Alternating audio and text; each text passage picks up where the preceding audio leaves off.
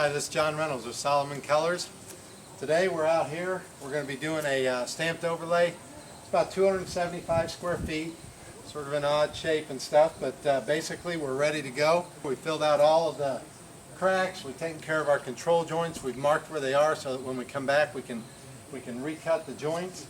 We're going to be doing a random stone pattern with a brick border, and we've prepared the slab. We primed about a third of the slab so that we can go ahead and get started. We're going to mix up in our mixing pails 2 bags at a time. We've got 10 quarts of water for 2 bags plus our 2 liquid bottles of color, and we're ready to go. Today on our project we're going to be using the Legacy Artisan Overlay. This stamped overlay is a white mix and is colored with our 10-ounce bottles of colorants. Stone gray is the color we're using today. We're going to mix 1 bottle of stone gray per bag of the Artisan Overlay. And basically what that involves is we're going to take this liquid colorant, we're going to shake it up, we're going to pour it into our bucket, take some of our water, shake this thing back up, making sure that we get rid of all the iron oxide pigment that may have settled down to the bottom of the jug. Once we get it all out, we pre-blend the liquids together so that we get great color dispersion. Then we add our dry powder. Always remember, liquid to liquid, then dry, and you'll have great color dispersion, nice even coverage throughout the entire project. Here we take our fully mixed container of material and we're applying the material in the shade first.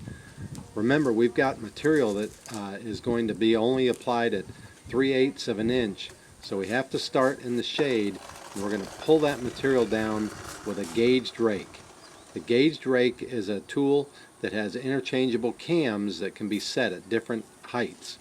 Our product is being applied at 3/8 of an inch today, and you can see the product goes on at a nice even depth, and then we take the rubber squeegee and we smooth it out. Again, we're applying all the material in the shade first because we know that the sun is going to cause the material to set up a lot quicker. In addition, when you're going along the edge, it's very important to make sure that you keep your gauge rake on the concrete. Don't let your cam fall off to the side because you'll end up with feather edge material on the side, which will set up very quickly. So keep your gauge rake in about an inch from the edge and then hand finish your material on the sides to make sure that you have a consistent uniform depth. Smooth it out with the squeegee again. Make sure that you have a decent smooth surface. Doesn't have to be perfect. And then we're ready to go. Okay, so we've laid out our concrete slab here with the overlay material. We've smoothed it out with the gauge rake and the magic trowel. And so at this point, we're gonna watch it and feel for it. Right now it's very sticky. You can see material that's come up on my fingers and it's still very soft. So we're pretty early in the stamping game. Once it gets to about the sponginess of your outstretched hand and the palm or the thumb pad here, that's when you know it's ready to go. Since we have a larger area, we have a smaller crew, and we have wind, we're going to have to pay particular attention to the slab today because we've got sun that's slowly creeping across the slab. We've got the breeze that's going to dry out the top, so we've got some surface evaporation retardant with us, and we don't want this to get away from us, but we do have plenty of stamping tools, and we've got texture skins, and we should be fine. But this is one of those times where you really have to nurse a slab just to make sure that it doesn't get away from you. One of the things that we want to do when we're using stamped overlay, we only use liquid release. And we can add powdered release to this later to make a secondary antiquing color, or we can come back and use our Antigua over the top. So basically what I'm going to do is I'm going to use a little bit of clear release on some of these texture skins, and I'm going to start texturing just the outside while I've got the time so that we make sure we get good texture all around the outside. So we spray our tool and we're going to spray the slab just ahead of where we're texturing.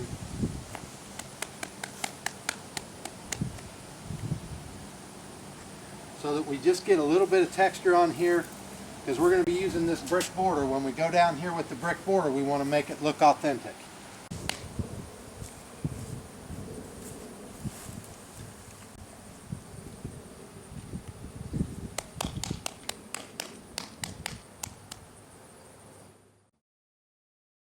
Here we start the stamping process.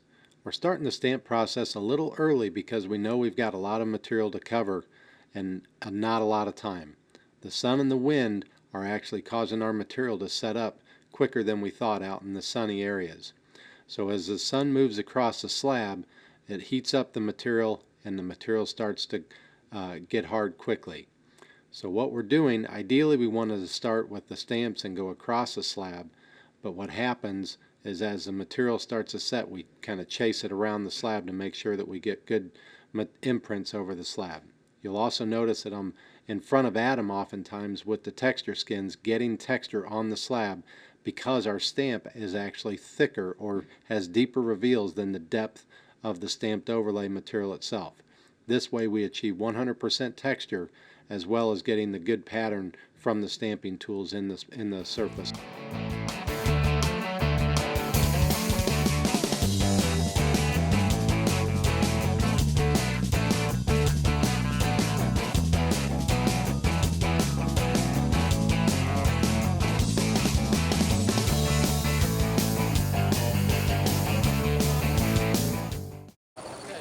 So here's our patio.